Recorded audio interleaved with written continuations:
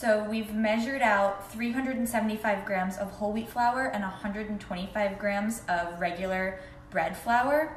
And this is a mostly whole grain, high hydration loaf, which is what we're going for on the 1 year anniversary as seasoned bakers, since this is the type of loaf that really the experts would go for.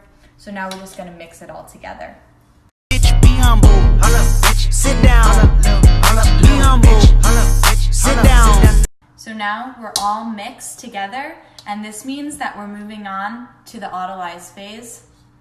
Spell it with me, A-U-T-O-L-Y-S-E. You already know from watching last year.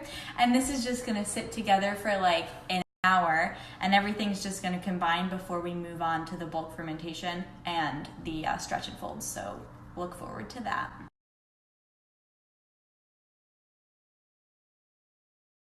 So it's been about an hour now, and we have in fact watched an episode of Cheer.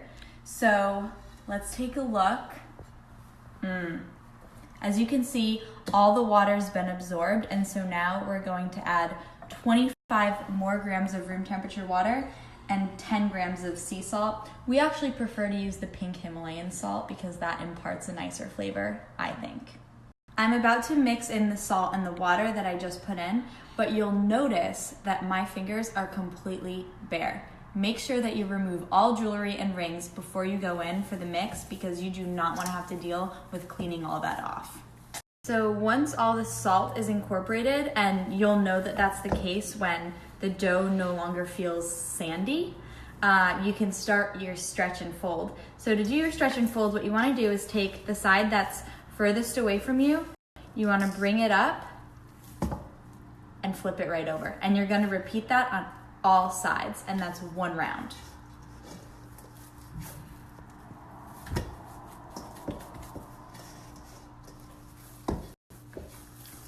This dough is sticky, as you can tell, and that's why it is a little bit more of an advanced bake, because it's a little bit harder to handle. And then one more.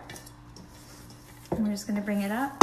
There are ways that you can do this without having to stretch and fold, but like I've said already, we're no amateurs.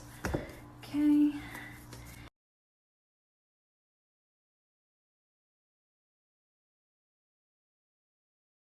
This now is our 6th and final stretch and fold before we move on to the next step.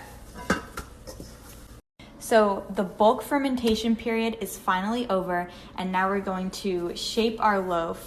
And we have our lightly floured banneton over here, and this is where we're gonna do our proofing towards the end. So what I've done is I've sort of folded it on the bottom, flipped it over, and now I'm giving it its complete shape by just pulling it across the counter and making it as tight as I possibly can. So after shaping it in its final form, I flipped it over, put it top side down in the banneton, and now I'm gonna flour what's technically going to be the bottom of the loaf. And now this, after we put our tea towel back over the top, is gonna go into the fridge overnight, and then tomorrow is when we get to bake it. Our loaf is now in the fridge in a nice spot, and we will revisit her tomorrow for baking time. And while we do have a number of Voss waters in our refrigerator, don't worry, we have food as well. We'll show you our produce fridge and our frozen yogurt machine next time. Thanks.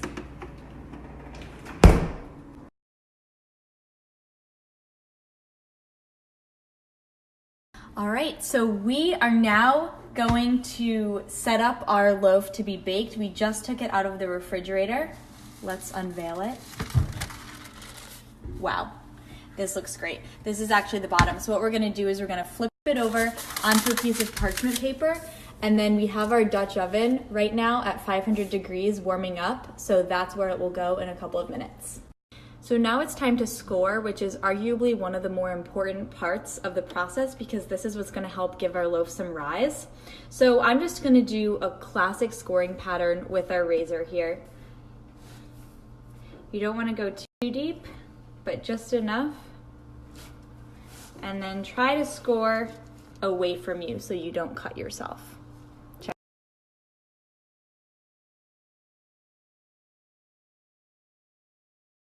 All right, so the oven temperature is now at 450. We've reduced it from 500. We're just gonna throw this in, lid on for 20 minutes. About 20 minutes has passed, so now the next step here is to remove the lid, but be careful of the steam that that's gonna create. Ooh, looks amazing. Okay, now it's gonna go back in uncovered for like 20 to 25 more minutes or until it's nice and brown on top. You guys, it's ready. And it looks incredible. Wish you could smell it because it's unreal. Check that out.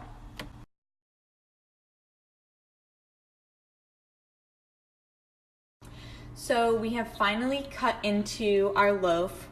And as you can see, it's a bit of a closer crumb, but that's to be expected with that flour ratio. But the flavor is spot on, super sour, a little nutty, nice and soft, with an elasticity and a nice crunch from the crust on top that we created with the high heat. Amazing. Wish you could taste it. And I hope you guys tune in next year on Martin Luther King Day for another one of these.